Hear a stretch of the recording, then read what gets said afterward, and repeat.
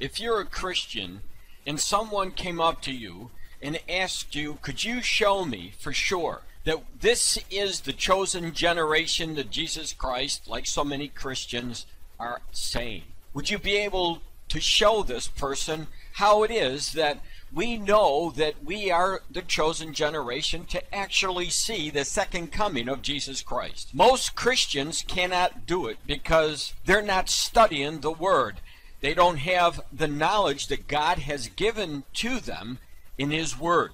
So let me show you how you can tell, first of all, how you can tell a person this is the chosen generation for sure. And that is found in Matthew chapter 24, verses 32 through 37. Now learn a parable of the fig tree. First of all, I want you to look at the picture above this article. It says, post. State of Israel is born. Israel was born in 1948. They were not a nation for almost 2,000 years. And then all of a sudden, on May 14th of 1948, they became a nation again for a second time. They are considered the fig tree. You can also see this in the Old Testament. For example, Hosea chapter 9, verse 10. I found Israel like grapes in the wilderness. I saw your fathers at the first ripe in the fig tree at her first time. When his branch is yet tender, in other words, when Israel, the reborn nation, is still young, and putteth forth leaves, ye know that summer is nigh. So likewise ye, when ye see all these things, know that it is near, even at the doors. And all of the things that Jesus Christ is referring to is found in Matthew chapter 24. The birth-paying signs of the last days. All of them in one single generation. Let's go on. Verily I say unto you, now get this, this generation shall not pass till all these things be fulfilled.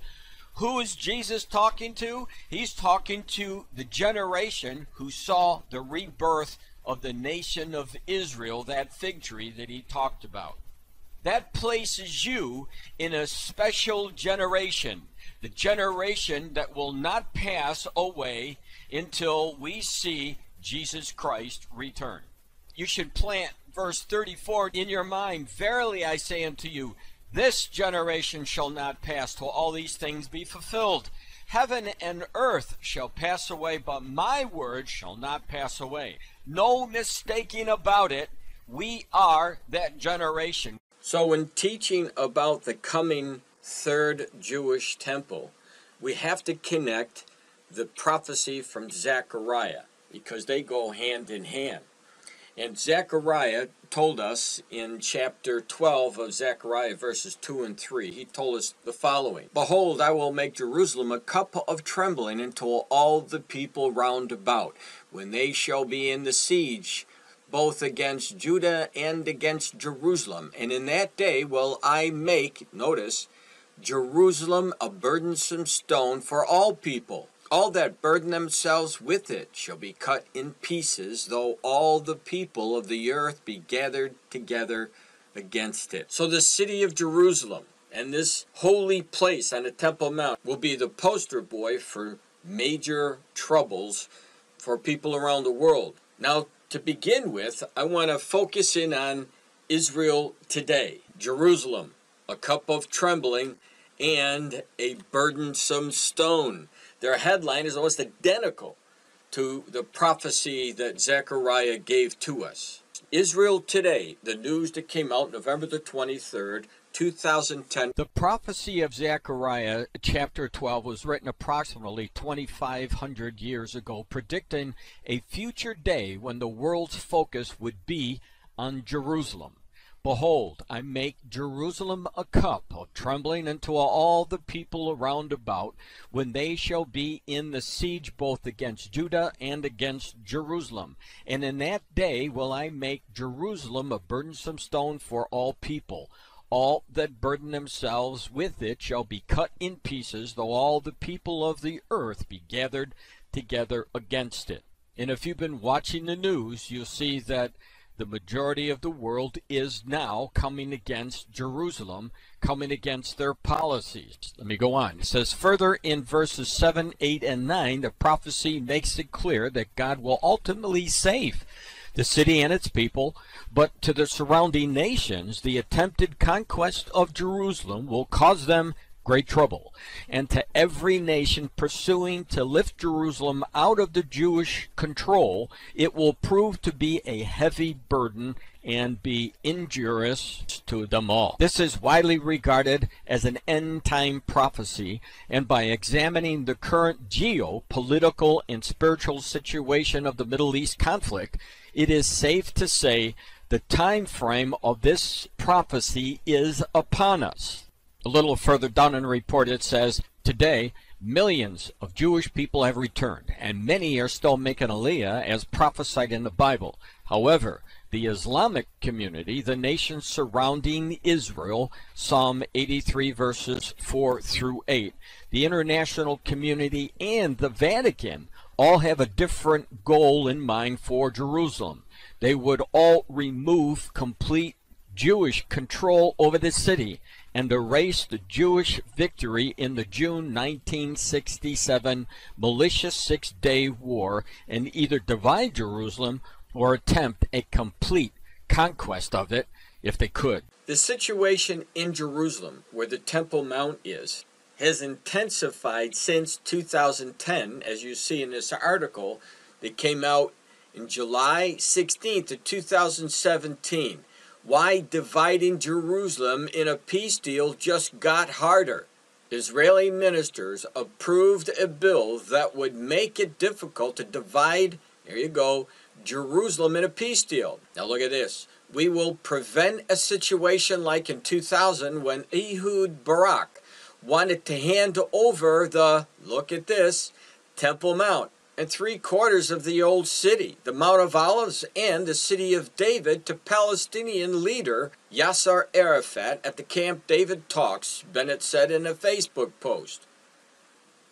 So as I said, Zechariah, the burdensome stone about Jerusalem, connected to the Temple Mount area where the third temple will be built. Now here are just a few of the many articles showing us that what Zechariah prophesied is coming true in our generation.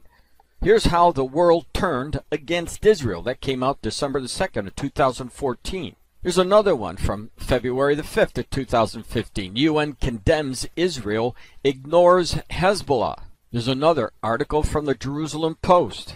The headline, survey, the whole world is against us. This is how the Israelis are viewing what's happening to Israel as all the nations are lining up to come against Israel and, of course, Jerusalem.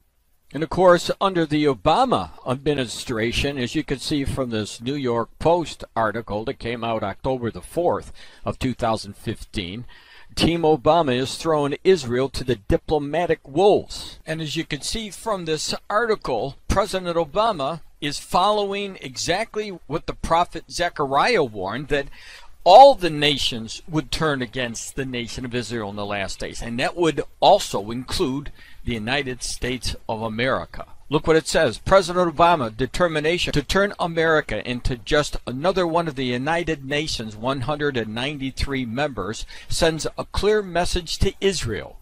You're on your own.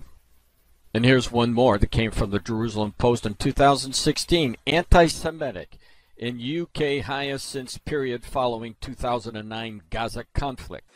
The headline, Israel gears up for Jerusalem sovereignty fight in UNESCO. Israel's pushing to sway the 21 nations on UNESCO's World Heritage Committee to reject a resolution disavowing Israeli sovereignty in Jerusalem.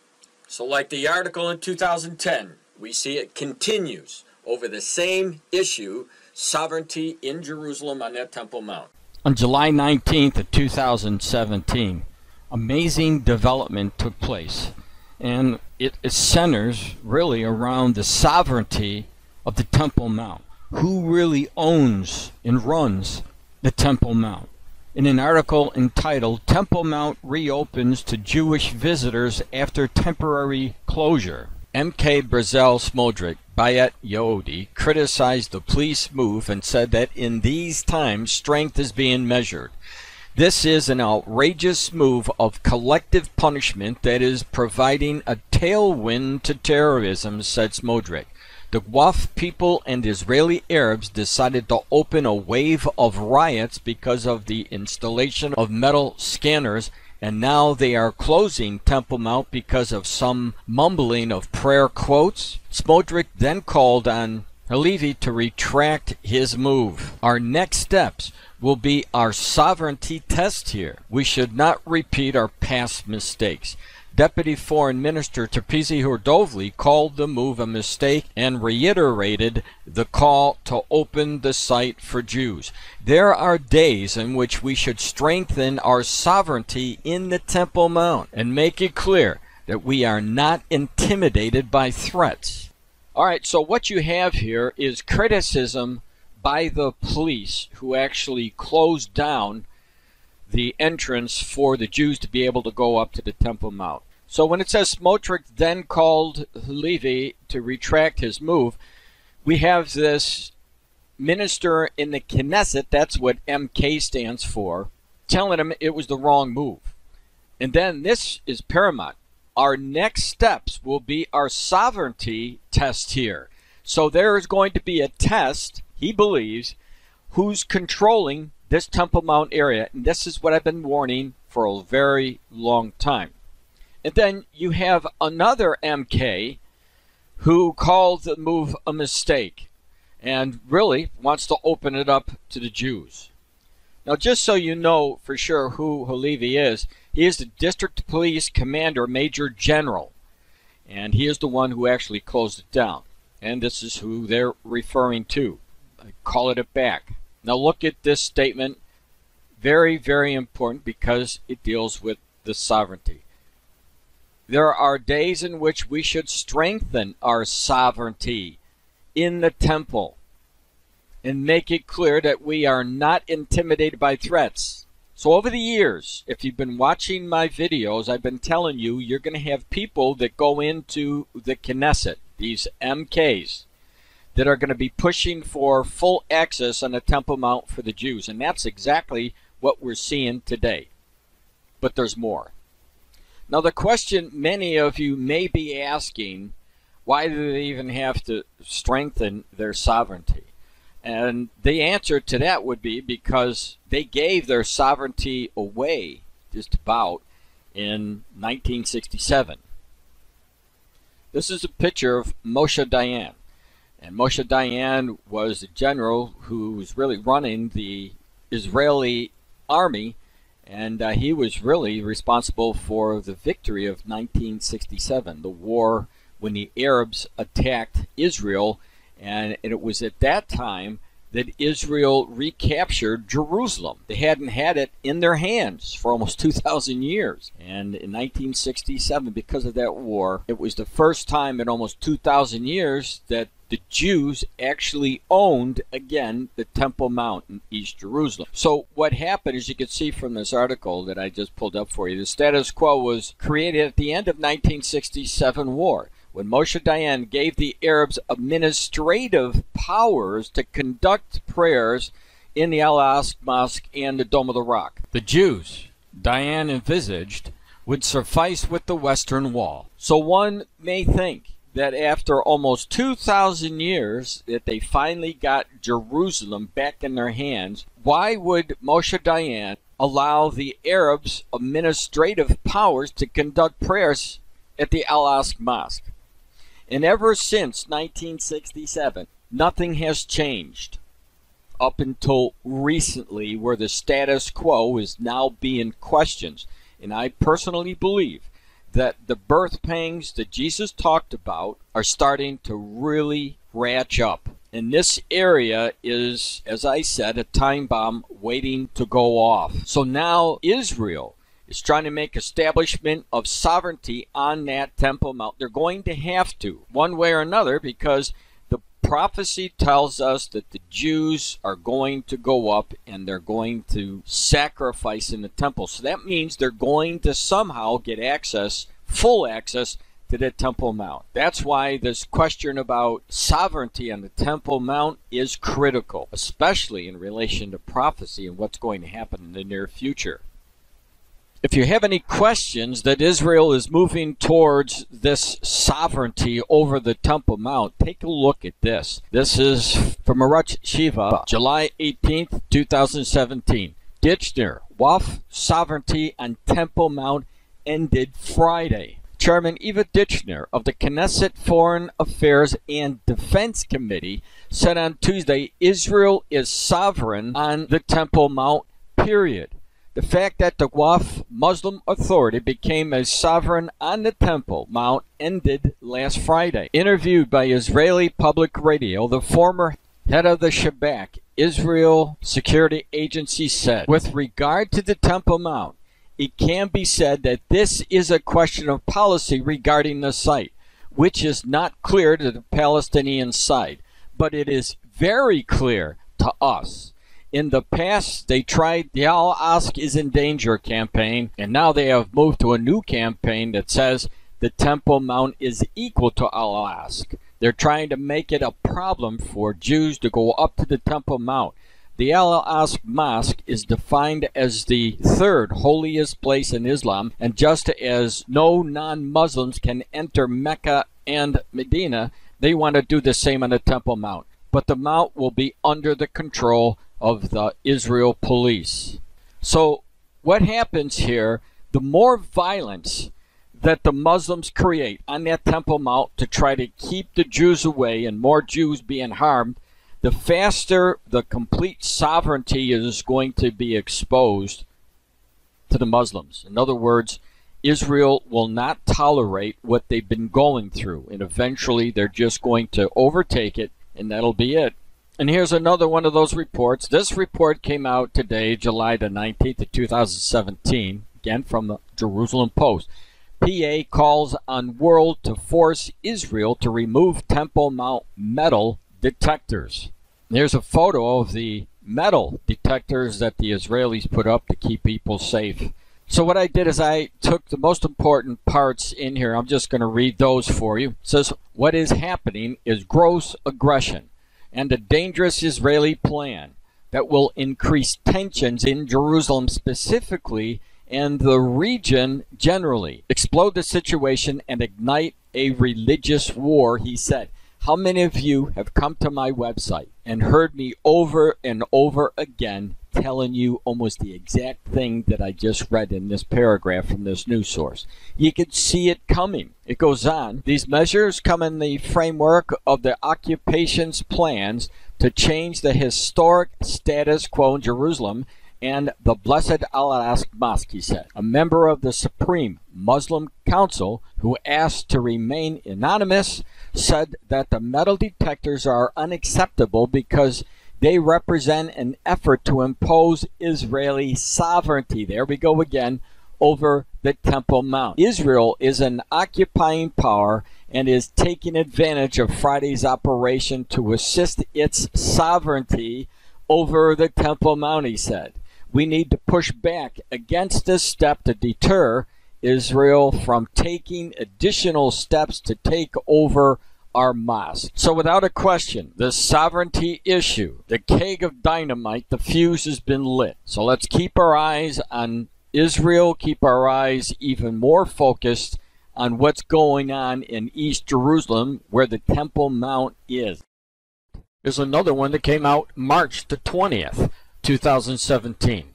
Trump administration to boycott UN Council over anti-Israel agenda. So the nations in the UN, most of the nations in the UN, have taken aim at the nation of Israel. And Donald Trump, a friend of Israel, has noticed it and has taken a stand against what the UN is doing to Israel.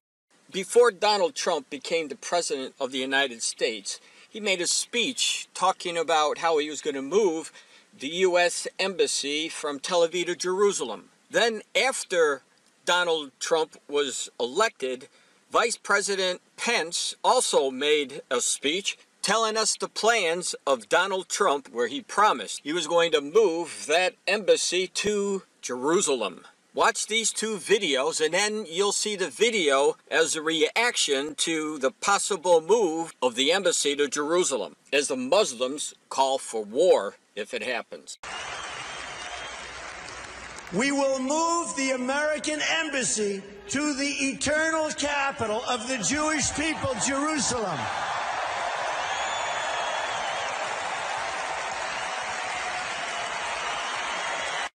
And to the men and women of Christians United for Israel, this president hears you. This president stands with you. And I promise you that the day will come when President Donald Trump moves the American embassy from Tel Aviv to Jerusalem.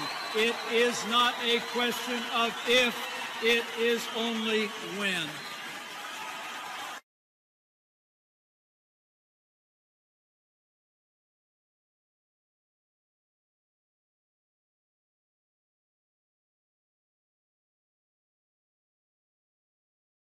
الإدارة الأمريكية الجديدة تعتزم نقل سفارتها إلى مدينة القدس ببساطة وبهدوء وبمنطق وبكلام واضح لا يقبل التأويل ولا يقبل اللبس. خطوة كهذه بالنسبة لكل المسلمين هي إعلان حرب على كل المسلمين.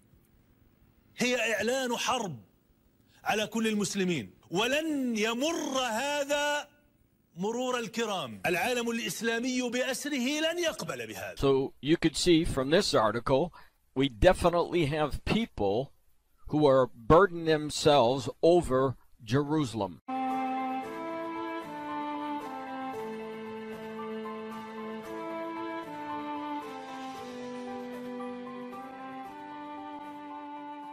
Jerusalem, a cup of trembling.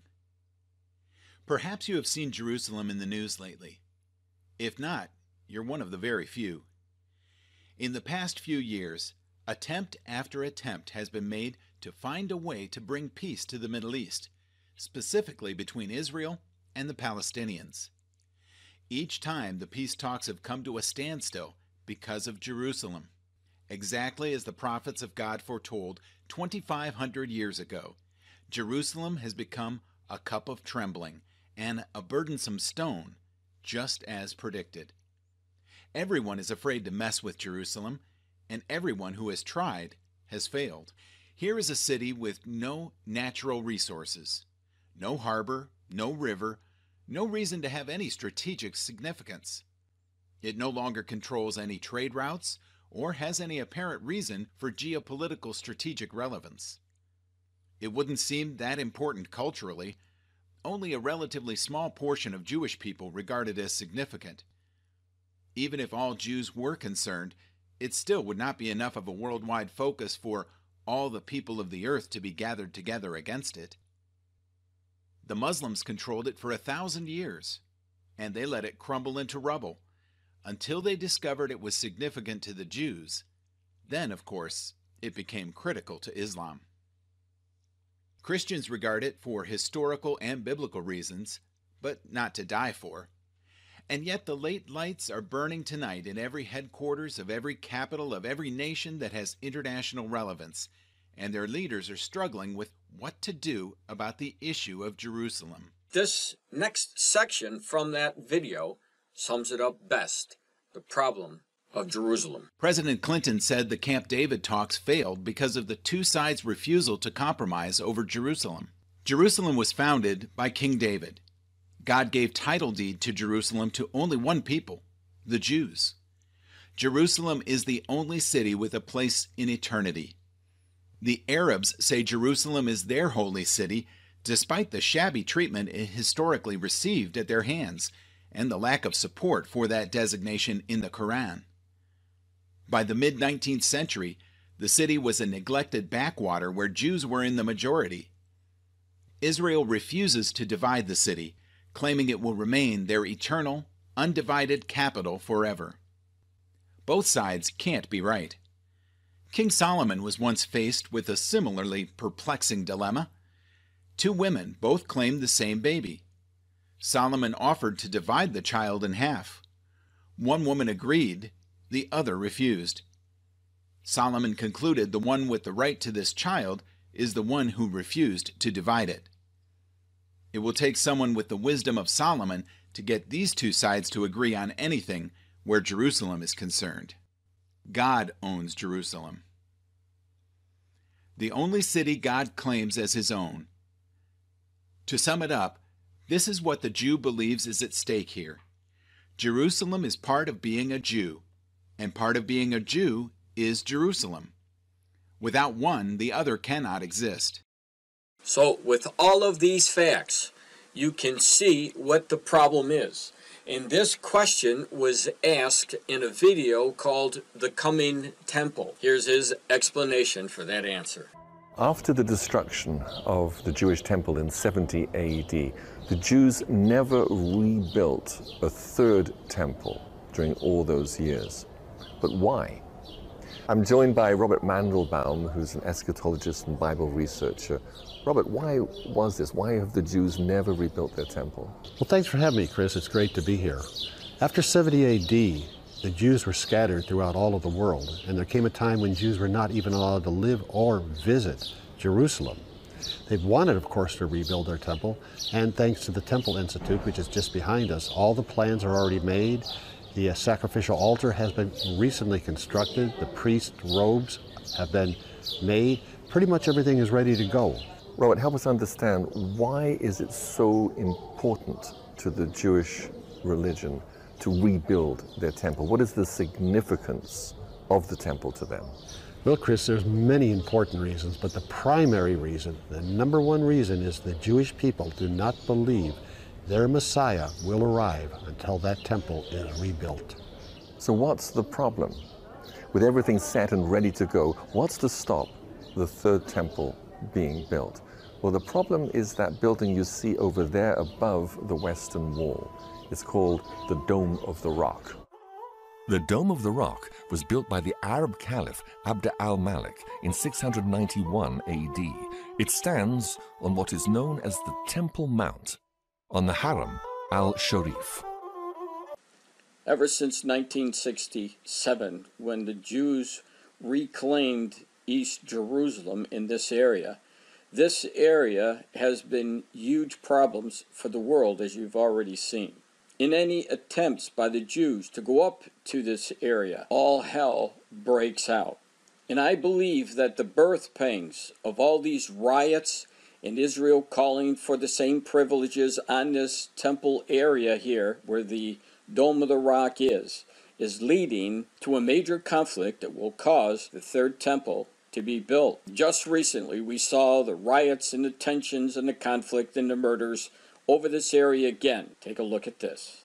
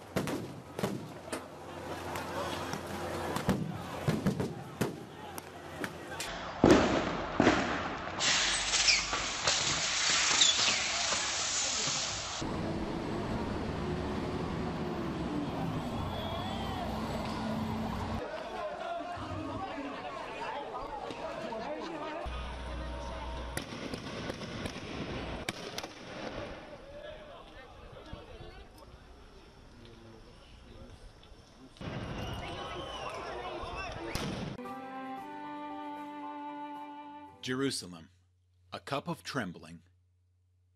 Perhaps you have seen Jerusalem in the news lately. If not, you're one of the very few. In the past few years, attempt after attempt has been made to find a way to bring peace to the Middle East, specifically between Israel and the Palestinians. Each time the peace talks have come to a standstill because of Jerusalem. Exactly as the prophets of God foretold 2,500 years ago, Jerusalem has become a cup of trembling, and a burdensome stone, just as predicted. Everyone is afraid to mess with Jerusalem, and everyone who has tried has failed. Here is a city with no natural resources, no harbor, no river, no reason to have any strategic significance. It no longer controls any trade routes or has any apparent reason for geopolitical strategic relevance. It wouldn't seem that important culturally. Only a relatively small portion of Jewish people regard it as significant. Even if all Jews were concerned, it still would not be enough of a worldwide focus for all the people of the earth to be gathered together against it. The Muslims controlled it for 1,000 years, and they let it crumble into rubble until they discovered it was significant to the Jews. Then, of course, it became critical to Islam. Christians regard it for historical and biblical reasons, but not to die for. And yet the late lights are burning tonight in every headquarters of every capital of every nation that has international relevance, and their leaders are struggling with what to do about the issue of Jerusalem. Here's one that I want to show you before we move on. From the Jerusalem Post, January the 3rd of 2017. Bloodshed will follow if Trump moves U.S. Embassy to Jerusalem. So without a question, Israel, and specifically what takes place in Jerusalem, is constantly in the news, and constantly nations are coming against this tiny nation. The connection to Jerusalem and the Temple Mount go hand in hand. And in 2017, we're seeing the flames of hatred over this small area on the Temple Mount. July 24th, 2017. Radical Claire calls for Islamic war for Jerusalem. And why do you think he's doing this? Take a look. Confrontation with Israel on the Temple Mount should be defined as a religious campaign. Then we have this article that came out from Breaking Israel News, July 24th of 2017. This is a battle for Temple Mount Jerusalem, security minister. So over and over again in the news, we're seeing the same news with the same problem of Israel, Jerusalem, the Temple Mount, and the Muslims. And then finally, Israel March demanding access to Temple Mount and building of Third Temple. This was August the 1st, 2017 from Israel Today. The Jews have a feeling in 2017 they're getting much closer to actually rebuilding that temple. And thousands of Jews came out to march around the city, East Jerusalem, a show of force to their government that this is what they want done.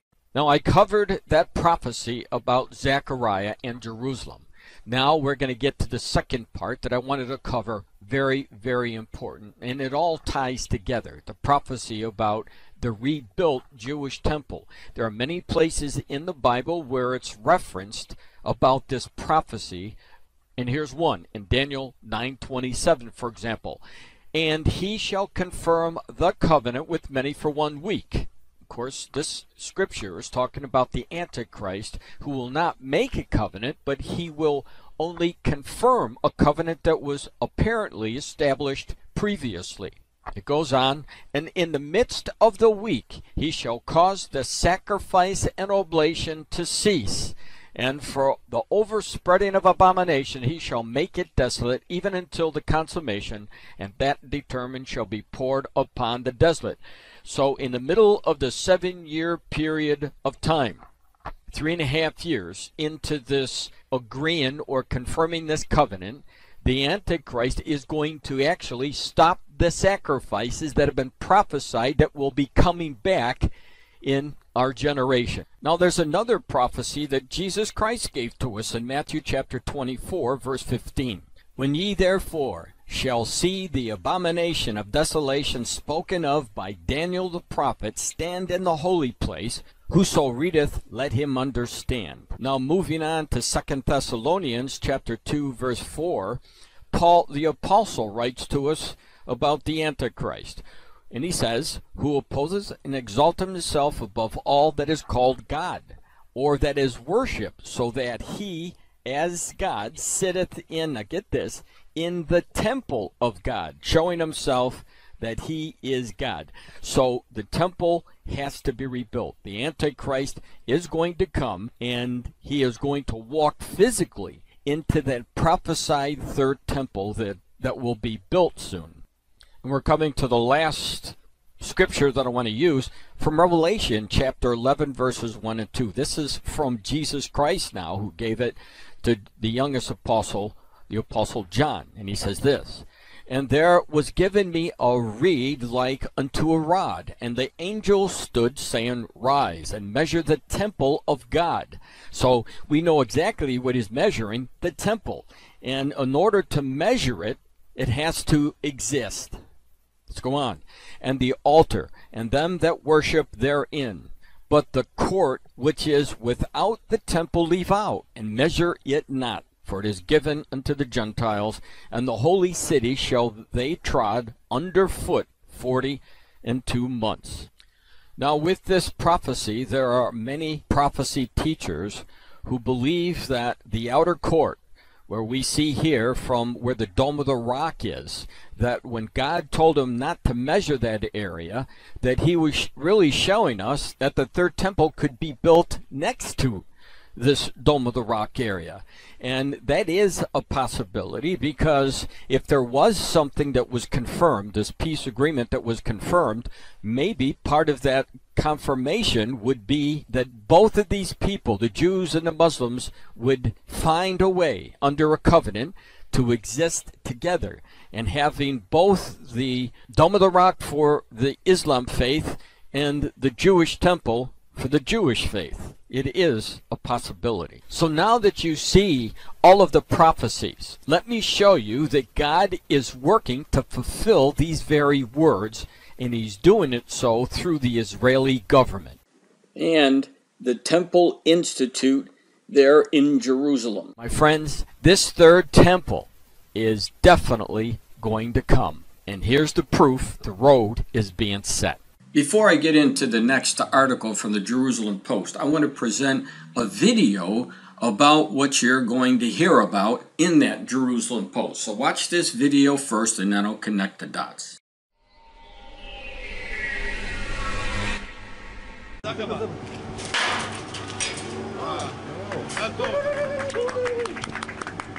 We are marking the first TBM machine that's going to excavate about 3.5 kilometers in this project. Shalom, we're here with the train on the way to Jerusalem. The train is not here yet, but we are at the beginning of the excavation of a long tunnel which will take the train from Tel Aviv to Jerusalem, from Jerusalem to Tel Aviv. We're talking about a half an hour between the two cities. This is for sure a revolution. Train was even more than an hour, more than the bus ride. Because of all the upwards, the hills to Jerusalem, this has always been a big challenge for the train. This will enable the train to go upwards in a slope which is okay for trains. And here we are at the excavation of the first part of the tunnel between Jerusalem and Tel Aviv. What is unique in this machine is that we can go to a pace of about 15 to 20 meters a day of excavation. We have another two TBM shield machines that's supposed to start work about August, September this year, and excavate 2 tunnels of 11.5 kilometers. Which will be the longest tunnel in Israel, and we hope to finish all this project at the end of 2017. And the main goal is to revolutionize the train trip from Jerusalem to Tel Aviv, from Tel Aviv to Jerusalem. Yeah, we are talking about a 30-minute train, which is actually a revolution for Jerusalem and for Tel Aviv, and actually a rapid connection between the two cities. One of the main challenges is the fact that Jerusalem is, of course, on a hill. Yeah, and this project can help Jerusalem a lot. That's what we believe. The slope that is allowed for trains is only up to 3%, and we use this slope at the maximum in this line. And this is the reason that we meet Hauma station 80 meters below ground. And this station is also in a building right now. Take a look at this Jerusalem Post. This article came out March 29th, 2016 with the headline, High-Speed Train from Jerusalem to Tel Aviv to be completed by 2018.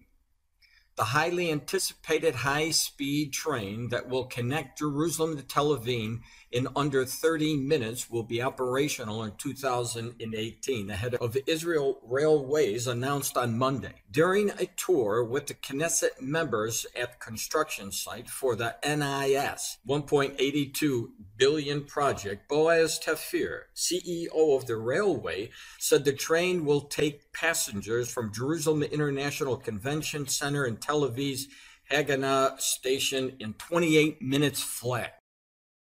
Now, one may ask, what is the connection between this high-speed train, Jerusalem, and the Temple Mount? This article becomes very significant when you're talking about transporting millions of people to an area that is currently being closed off to the Jews. And it becomes very significant when you find out that the Israeli government is spending massive amounts of money like this $1.82 billion, and plans that are being set to mass move millions of people right there at the Temple Mount that's currently, as I said, closed off to the Jews. And what are they going to do when they get to the Temple Mount? They're going to pray and worship like they haven't been able to do freely. As of 2017, Jews cannot go up to the Temple Mount without being harassed or guided by Muslims who are currently in charge of this Temple Mount area.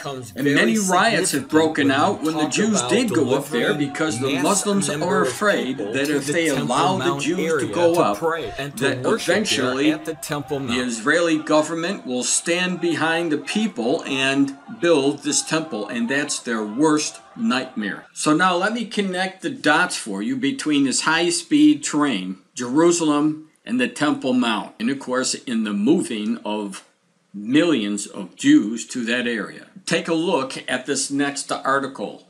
Breaking Israel news. Infrastructure to bring millions of pilgrims to Temple Mount quietly being constructed for the first time in approximately 2,000 years. Since the time of the Second Temple, plans are being formed by, guess who? The Israeli government to build an effective infrastructure for Jews to make their obligatory pilgrimage to the temple in Jerusalem. Notice the article says quietly, because if the Muslims were really to understand what is going on with the infrastructure and the purposes of it, I have no doubts that it would cause war between Israel and the Arabs.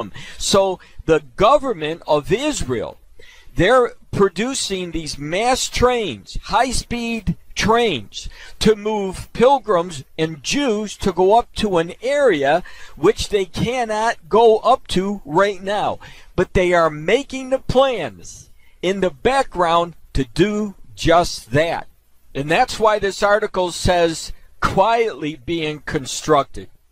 If the Israeli government just came out and told everybody what they're doing concerning moving Jews to the Temple Mount, massive amounts of people and Jews to the area that is currently closed off to the Jews, it would cause instant war between Israel and the Arabs, the Muslims. It says the Third Temple will require a functional infrastructure that could facilitate the transportation of millions of Jews to Jerusalem during and after these festivals. Israel's Minister of Transportation, Yisrael Katz, has publicly stated that facilitating this was his intention when planning the line of the fast train currently under construction between the airport in Tel Aviv and Jerusalem. In a meeting with Temple Movement representatives in February, the minister explained, as a Kohen, Jew of the priestly caste, I have a special connection to the holy site. In front of my eyes, I constantly see the words, prepare the way, prepare the way. So you have Israel's Minister of Transportation, Mr. Katz, who is also a Kohen, Jew of the priestly caste, saying he wants to prepare the way, prepare the way. Where else have we heard this before? It looks like he took it right out of Isaiah in the Old Testament, chapter 40, verse 3. A voice of one calling in the wilderness, prepare the way for the Lord. Make straight in the desert a highway of our God. So the train is associated with moving Jews to the Temple Mount area for one purpose and one purpose only. The temple is a significant sign that will usher in, they believe, their Messiah. So there's a lot of significance in the articles that you're reading that are coming from people inside the government. So what is Katz planning? Look at the rest of this article. Katz is planning on extending the line of the fast train to transport people from Ben Gurion Airport to Tel Aviv and Jerusalem directly to the Western Wall. And what's at the Western Wall? It's the Temple Mount area right above it. The final stop will be the Kotel Har Habayet stop, Western Wall, Temple Mount stop. I said the road is being paved. I should have said the railroad is being paved for this building of the Temple Mount. Here's the bottom line. The Israeli government, people in that government are preparing to move these massive numbers to a temple that's not even built yet. So you would have to conclude, if they're going to spend millions upon millions of dollars on the infrastructure to transport large numbers of people, you would have to assume that the agenda is rebuilding of that third temple. And all that's taking place is they're fulfilling exactly what Daniel said and what Jesus Christ warned us about this third temple and the Antichrist coming when that temple stands. So I'm going to continue to finish off this article. It says, we expect millions of Jews coming to the Temple Mount even before the temple is built. So transportation is a potential bottleneck, Heyman explained to Breaking Israel News. We need to open up more entrances to the Temple Mount since there is currently only one entrance available to the Jews. Now in this article you're going to find out that Israel isn't going to just rely on a fast train to move these Jews that are coming from all over the world to go and pray and worship on the Temple Mount at the temple that's going to be rebuilt. Take a look at the rest of this article. In a similar vein, Jerusalem Mayor Nair Barkat has recently announced plans to build a cable car system that will be capable of transporting thousands of people per hour to the area of the Western Wall, and guess what? And Temple Mount. The Israeli government ministers just recently approved this plan during a cabinet meeting held inside the Western Wall tunnels. So again, Israeli officials planning for the day when that third temple is built. So the article talks about the trains. It talks about the cable cars. What else? The stated purpose of all of these plans is to modernize the capital city, making it easier for both residents and tourists to navigate its increasing traffic. But it is abundantly clear that all of these upgrades will soon be used for the purpose of allowing millions of Jews from around the globe to quickly and easily visit the temple and to fulfill their biblical obligation. We need to establish express service bus transportation to the Temple Mount from all parts of the country, Heyman said. The Temple Mount Express bus lines will have special blue and white bus stops enabling Jews to regularly travel directly to the Temple Mount, pray, and return home. So I don't care what is going on the Temple Mount right now, as of August the 6th of 2017, in relation to the riots, the violence caused by the Muslims on that Temple Mount area. Things in the very near future are going to totally change. The Israeli government is preparing for it in the background quietly, and Jesus told us it's coming. All they're doing is fulfilling his words. So let's continue on with the article. What we are seeing is to prepare the way for Jews to go up to the Temple Mount, Heyman said. This is a fact.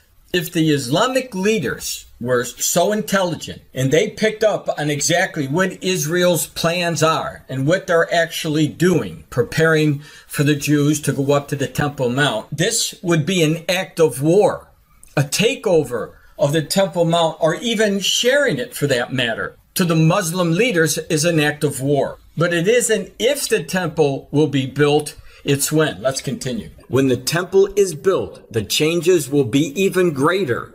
One of the principles of the final redemption is that it will come about through a series of processes that will seem to most to be no more than natural evolution. For those that have a better understanding and knowledge of these processes, it is clear that in order to accommodate the masses that will need to come to Jerusalem 3 times a year, a massive upgrade to the current Jerusalem infrastructure is required. Well, let me give you an example of what I'm talking about for a declaration of war. This is from the Jerusalem Post. It came out October the 30th of 2014. Abbas closing off the Temple Mount tantamount to declaration of war. This is Ahmad Abbas, the president of the Palestinian Organization. Palestinian Authority President Ahmad Abbas called the closure of the Temple Mount to all visitors on Thursday a declaration of war as Prime Minister Benjamin Netanyahu called for calm and civility in Jerusalem following the attempted assassination of Yehuda Glick Wednesday night. The PA chief pinned the blame for the dangerous escalation in violence on the Israeli government, saying the peak was this morning when the Jerusalem leadership decided to close the holy site to all visitors. So as I said, any tampering with this holy site at the Temple Mount for the Muslims is huge problems, not only for Israel, but for the world. Now, what I found interesting about this article, you'll see here that Yehuda Glick, he was, as it says, his life was in jeopardy because he was shot 5 times by an assassin. He didn't die. Yehuda Glick just happens to be one of the head people for the Temple Mount Institute who was pushing for the rebuilding of the Jewish temple and full access for the Jews to be able to pray on the Temple Mount.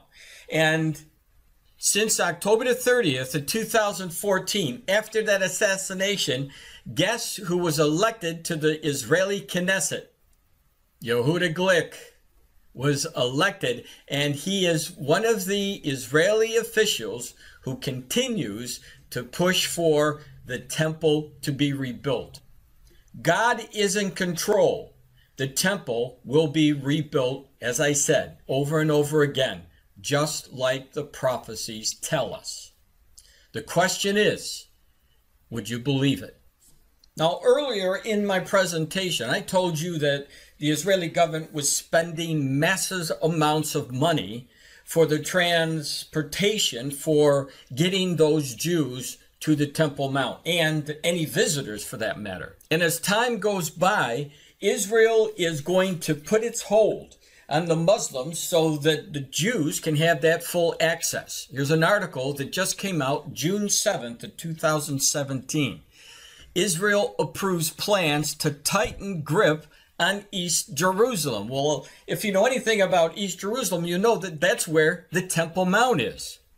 It says Palestinian leaders have denounced new construction projects they say will further tighten Israel's grips on the occupied East Jerusalem and its holy places, including the incendiary site of Al-Aqsa Mosque, and that would be where the Dome of the Rock is. The most elaborate plan is for a cable car intended to bring thousands of visitors an hour to the Western Wall in its Jewish prayer plaza immediately below Al-Haram El-Sharif, a compound containing Al-Aqsa and the Golden Top Dome of the Rock. Now take a look at this. It says the $56 million project was unveiled at a meeting of the Israeli cabinet in tunnels below the Al Haram Al Sharif. It is the first time the cabinet has met in Jerusalem's old city, which Israel annexed in violation of the international law. Now, this is what the Islamic people are saying, that Israel's in violation of the law.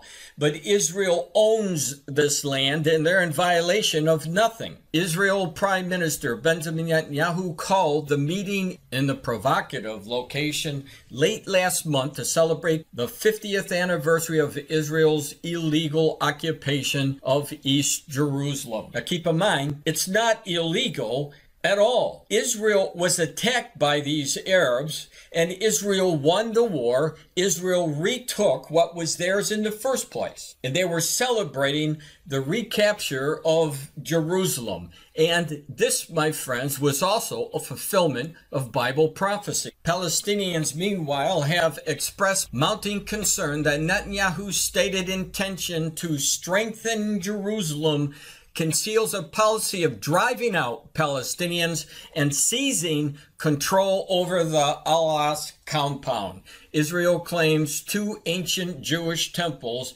are built under the mosque. Israel is sending a message to the Palestinians and to Jordan, whose officials formally oversee the site, that Al-Aqsa is no longer yours. We can enter and we can do as we please there. And this is what I've been talking about for years. The Muslims are afraid of a takeover. And by the amount of money and the preparations that the Israeli government is doing behind the scenes, I would say that it is a good possibility that's exactly what we will see in the very near future. At the weekend, Jibril Jarboub, a senior official in the Palestinian Authority, told Israeli TV that Netanyahu's government had to stop treating the site as though it were under Israeli sovereignty. If you want to create an explosion, just say it's ours, he said. And of course, the explosion that he's talking about, obviously, would be another huge conflict between Israel and the Arabs, the Muslims. I already showed you how the Israelis are approving plans to actually tighten the grips on East Jerusalem. I also told you earlier in this video that the Jews were not allowed to go up to the Temple Mount area to pray. Well, in a few years, things have already begun to change. And it does appear that the Israeli government is starting to put their feet down and make way for this future influx of Jews to go up and pray at the Temple Mount. So number one, I warned you about this article from the 7th of June 2017. I told you that I placed this article July the 12th of 2017. 2 days after I put the information in this production, let me show you what happened, because it addresses this article and it also addresses the warning that I gave about Israel clamping down on the Muslims to eventually allow them to have full access to the Temple Mount and control it the way they used to. Well, things have transpired to actually force Israel to tighten its grip on this burdensome stone area, the Temple Mount. Look at this article that came out July the 14th. We need to close the Temple Mount to Muslims. And the reason why is because there was an attack by terrorists right there on the Temple Mount. And as a result, the Deputy Defense Minister wants to close off completely this area, the Temple Mount, to Muslims, which would definitely infuriate them. Listen to this. Deputy Defense Minister Rabbi Ella Ben-Dehan responded on Friday morning to the shooting attack at the Old City's Lion Gate in Jerusalem. The Cave of the Patriarchs, the Temple Mount, and Shechem Nebulus are the 3 places the Bible tells us were bought at full price in Israel. Ben-Dehan said, "These are the 3 places where no one can question the Jewish nation's ownership. We see that in the past week, Palestinians have made great efforts to undermine the Jewish nation's connection to these places specifically. It started with UNESCO's decision that the Cave of Patriarchs is a Palestinian heritage site, and it continued today with the 3 terrorists who carried out an attack immediately after leaving the Temple Mount. Israel must fight this effort by, now get this, strengthening its rule and hold on these areas, and must ensure that every Jew can pray in these places safely and without fear. The police did well by closing off the Temple Mount, and it should remain closed until we are certain that the area will be quiet and secure. Jerusalem Deputy Mayor Dov Kalmanovich warned that the shooting attack from the direction of the Temple Mount shows that the terrorists have crossed an additional red line, and it shows the weapons have trickled from Shem neighborhoods in Jerusalem's Arab areas. The current lack of sovereignty in the areas surrounding Jerusalem, the fact that police refrained from entering the Arab neighborhoods, and the weapons confiscations have all caused this bitter and unfortunate event. We need to close the Temple Mount to Muslims for an extended period of time and to tighten our security and diplomatic control of it. The Temple Mount is in our hands should not be a slogan. It needs to be a clear fact on the ground. So there you go. If Israel needed any excuse at all, they now have it to force what they've been doing quietly in the background, getting ready to take over the Temple Mount and to begin funneling the Jews and tourists right there on the Temple Mount area to carry out their faith on the Temple Mount area, which they haven't been able to do. The breaking Israel news that came out October the 26th of 2016 gives us information about what's currently happening at the Temple Mount. The headline reads, "For the first time ever, Jews allowed to pray on Temple Mount as thousands ascend for holidays." So they're already starting. They're going to need these cable cars. They're going to need the rail systems and the buses. In a not-so-subtle response to the recent UNESCO resolutions denying all connection between Jerusalem and the Jewish people, record-breaking numbers of Jews ascended to the Temple Mount over the 3-week holiday period encompassing Rosh Hashanah, Yom Kippur, and Sukkot. And in an incredible reversal of the usual status quo, some were even allowed to pray there. Haaretz reported, while the number of non-Muslim visitors permitted on the Temple Mount is usually restricted, a relatively quiet holiday season allowed for record numbers of Jewish visitors to ascend, and marking a small but significant shift in enforced policy to discreetly pray at the site, which is considered the holiest in Judaism. All told, over 3,000 Jews, many of them religious, visited the temple over the holiday period. I would recommend that any Christian who loves the Lord keep your eyes on what's going on in Israel, in East Jerusalem, and on the Temple Mount area, because you're going to see a lot of activity concerning the Jews making headway, allowing their people to go up and have the rights, just like the Muslims do right now. The steps we're seeing taken by the Israeli government are forging the way for the appearance of the Antichrist. For years I've been warning you what is going to take place on the Temple Mount to cause the Jews to be able to go up and pray. And prior to making this seminar, I stopped in Pastor Dwayne's office to show him some of the warnings that I gave in the past and what has transpired today to fulfill the warnings. Take a look at this article. Jews pray on Temple Mount as Islamic Waqf.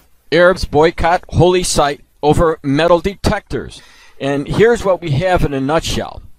We had on the Temple Mount area 2 police officers that were killed by terrorists on the Temple Mount. And President Benjamin Netanyahu closed the Temple Mount down to Jews and Muslims. What he did, he opened it up again on Sunday. But now, on Sunday, he installed metal detectors for anybody that was going through. And as a result, the Waqf, who run the Temple Mount, boycotted the Temple Mount because of those metal detectors. And as a result, the Jews were able to go up and actually pray on the Temple Mount. It's the first time since 1999. They were not escorted up there by any of the Muslims who were running it. They had free access. Gets even better. The article says this: the Waqf, Jordanian Islamic Authority, immediately called on the Muslims to boycott the site, calling the metal detectors Israeli aggression. Inter-Islamic scuffles broke out as some Palestinians attempted to prevent others from entering the Temple Mount compound. Dozens of Muslims prayed at the entrances to the compound, kneeling in prayer toward the IDF guards in a scene that seemed to be the sudden materialization of prophecy. And they quote a prophecy: "And the sons of them that afflicted thee shall come bending unto thee, and all they that despise thee shall bow down at the soles of thy feet. And they shall call the city of Hashem, the Zion of the Holy One Yisrael." And it's Isaiah chapter 60, verse 14. And then here's the picture of the IDF, their soldiers, the Muslims, praying, bowing down before the Israelis' feet. And one of my last warnings, previous to this teaching class on August the 6th, 2017, I said you will see the third temple built, but it's going to go step by step. And here we go. Literally, we see that taking place in this report, getting ready to fulfill completely this prophecy about the third temple. Now I want to show you the route that the Israelis have planned for their cable cars to go over to the Temple Mount area. And you'll see the route follows right here. You get off at the Dung Gate and you walk through and you go right up to where the Dome of the Rock is, soon to be the Jewish temple. These are the plans that were approved by the Israeli government. So in the future, as you see in this picture, thousands will flock to the Western Wall, make their way up to the Temple Mount for the traditional priestly blessings. Only it won't be at the temple wall, it will be at the temple. We are definitely in the last days and the prophecies are speeding up. Well, now that you know what the government of Israel is doing behind the scenes to prepare the way for the transporting of millions of people to this new temple, people like the Temple Mount Institute in Israel have been preparing for a very long time because they know the time of the Messiah is foretold in the scriptures. And so let me show you some of the things briefly, what they've been doing to prepare for that day when they begin the real sacrifices and services there on the Temple Mount in the built third temple. Now keep in mind, this is only a glimpse of what I normally show in my prophecy seminars. But I think it's a good idea that you see some of the things that have already been done for the preparation of that third temple and their services. Let me show you this article that came out March 31st of 2015 from the Times of Israel. Passover sacrifice reenacted by Jewish priest in training. And they give you a picture here of them carrying the animals that they're going to sacrifice. The Temple Mount Institute have announced that they have a school to train Levitical priests. Why? For the actual services that they believe will be done in the very near future. We haven't seen priests like this for almost 2,000 years, and it's not by coincidence they're here again in our generation. Now, in the Old Testament, they had a host of sacred vessels and vestments. And over these many years, since 1948, the Temple Mount Institute has recreated every single one of those vessels and vestments that were used in the sacrifices 2,000 years ago. And they have made them identically to like they were 2,000 years ago. Now, the Temple Mount Institute wanted to begin practicing the the slaughter of these animals for the atonement of their sins like they did 2,000 years ago. They ran into a problem with animals' rights, and as you can see from this article that came out in Jerusalem, it says, Judge rules, Paschal sacrifice practice, proper appeal filed. As you can see from this article that came out April 1st of 2015, the Temple Mount Institute won their case. They won the appeal. And you can see from the headline, Temple Mount activists slaughter lamb in public rehearsal of Passover sacrifice. So the Lord is removing the obstacles so that the prophecies can be fulfilled. And there's no question it would have to be resolved because the Bible tells us they're going to start up the sacrifices. Now, another very important event took place in 2005. And you can see this article that came out from the Al Jazeera. Sanhedrin launched in Tiberias. What you have here is the religious bodies, the religious men that have now formed the Sanhedrin. Keep in mind it was the Sanhedrin that Jesus Christ stood before in this unlegal court when they brought him to the Sanhedrin at night to try him. And we haven't seen the Sanhedrin for almost 2,000 years like we haven't seen the priests. But yet here we go again. The Sanhedrin is established.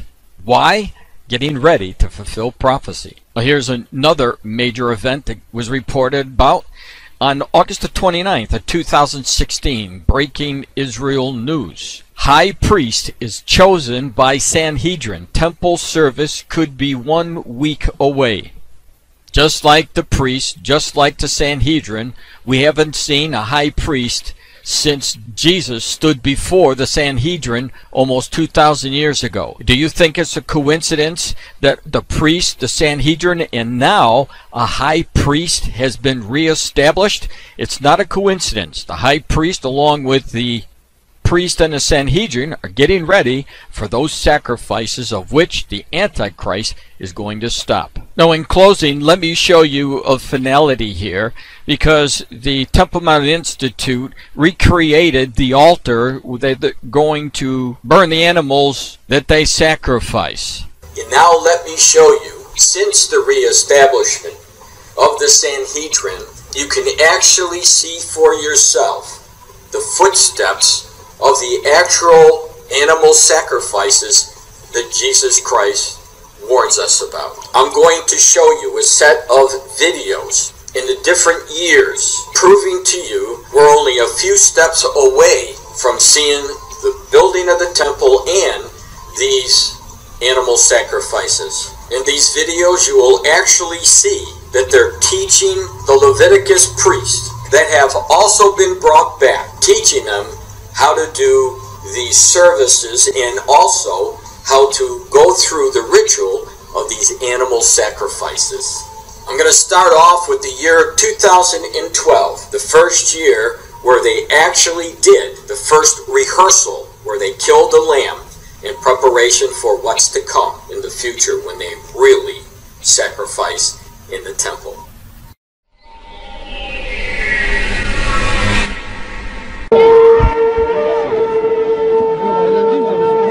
Bezrat Hashem, on Erev Pesach, on Friday afternoon, we'll be doing this in the Azara. With all Am Yisrael. It's the first time in 2,000 years, practicing for now, but Bezrat Hashem soon will be for real. We see this crowd of hundreds and hundreds of people from all over who came today to see this event. Actually, this should be a normal event. This is the basic command of the Torah. For every Jew, on Pesach, on the holiday of Passover, we have to bring our Passover offering. Unfortunately today, we cannot do it on the Temple Mount because of the various different political reasons, but the very fact that we are here, we are saying to God, we are saying to you, Hashem, here we are ready. If it's in our hands, we are ready to worship you as free people, as the holiday of Pesach is the holiday of freedom. We are here as free people, ready to say, here we are ready. We hope that in the next few years, we will be able to already do it the way it should be done in the temple, on the Temple Mount. The Temple Institute was founded on the principle of doing everything within our power towards the rebuilding of the Holy Temple. This year, the Temple Institute took a giant step towards making this goal a reality, a practice Passover offering, including all the stages of the service. This was not an actual Passover offering, which can only be done on the Temple Mount in Jerusalem, but a drill for the purpose of increasing Israel's knowledge and preparedness for the actual bringing of the offering the moment this becomes possible. The Kohanim, descendants of Aaron and members of Israel's priesthood who participated in this event, are members of the Temple Institute's Nezer HaKodesh Academy for Priests in Training. The Torah states, "Speak to the entire assembly of Israel, saying, on the 10th of this month they shall take for themselves, each man, a lamb or kid for each father's house. It shall be yours for examination until the 14th day of this month. The entire assembly of Israel shall slaughter it in the afternoon." The Mishnah describes the steps of the Passover offering. The entire nation of Israel converges on the Holy Temple in Jerusalem. Many thousands of offerings are brought within a short period of time. The Kohanim need to be expert, sensitive, and focused. The words, "Next year in rebuilt Jerusalem," are recited every year at the conclusion of the Passover Seder.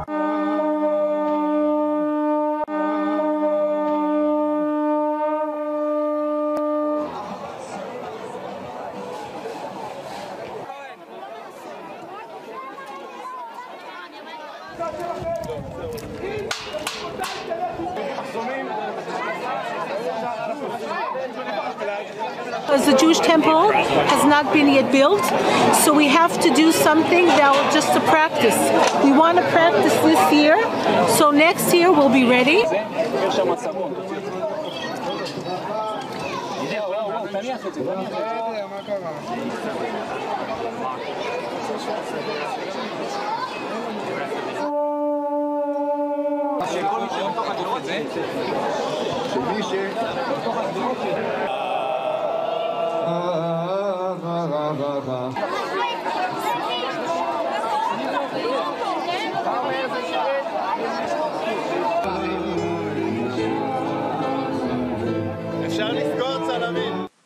When I see events like this, I reflect back to how the apostles must have felt when they saw the prophecies from the Old Testament being fulfilled. They saw John the Baptist preparing the way, and then the Messiah coming and his ministry for 3 years, watching him rise the dead, healing the sick, then dying himself, and just as he promised, resurrecting on the 3rd day. We in our generation are seeing the last prophecies beginning to be fulfilled. So in a way, we're much like those earlier apostles who saw those prophecies fulfilled. These are signs. This is the last generation that Jesus warned about. The days of playing Christianity should be over. If you really love the Lord Jesus Christ with all your heart, you will live your life completely for him. Our generation is much too close to the return of the Messiah to be playing games. Now that you have all the information about this coming third temple, I think it's a good idea that we walk inside the temple so that you can see what the inside of this temple will look like, and then walk outside of the temple so you can see what the surrounding area from this rebuilt third temple will also look like. And we're provided this type of view by the JewishPress.com that came out August the 1st of 2017. They put up an article entitled "Explore the Temple on Google Maps Street View." Since Jesus did give us the warning about this third temple, and considering everything that's happening in East Jerusalem today surrounding the sovereignty of East Jerusalem in this Temple Mount, I think it's a really good idea that you know everything that you can know about this coming third temple, including exactly what it will look like when it is built. But just before we do go in, I wanted to point something out because it needs to be pointed out. You may not know what it is. So the view that I just showed you outside the Holy of Holies was this ramp. And this is the altar of burnt offering. It says, "Altar of burnt offering by the door of the tabernacle of the tent of the congregation, and offered upon it the burnt offering and the meat offering as the Lord commanded Moses." In Exodus chapter 40, verse 29. So the Jews at the Temple Mount Institute have been preparing for this third temple for a very long time. And one of the things that they had to recreate in its likeness was this altar for burnt offerings. And that's what this is for. Now that you have the information about the Temple Mount Institute and how they created this ramp for the coming sacrifices, let's move on from here and continue on. We're right at the platform outside the Holy of Holies, which I'll show you, but this is like the courtyard outside of that area. And I'll just turn it around so you can see what that looks like. And this is, again, where the Antichrist will be going. Now you see these huge doors that are just before the Holy of Holies there at this third temple that they're showing us. So let's go right into the Holy of Holies so I can show you what that's going to look like. We're inside. I'm going to show you the ceiling view of it so you can see exactly what they show us.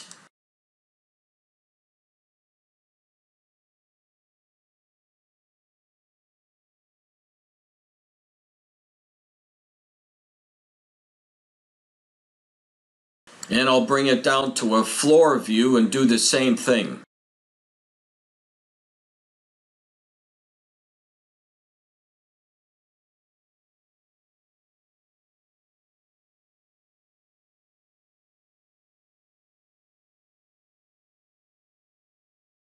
So let's move out of this Holy of Holies.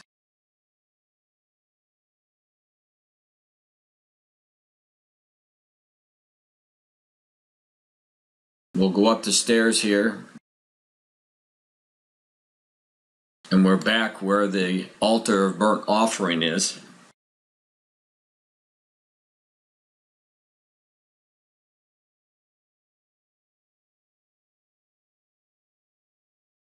Just giving you a glimpse of what it looks like.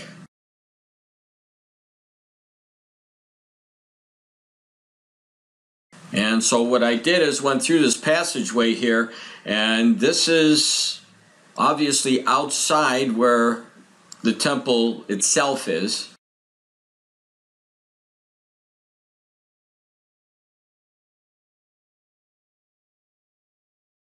So you get a good view of what's going to be coming soon in Israel on the Temple Mount area.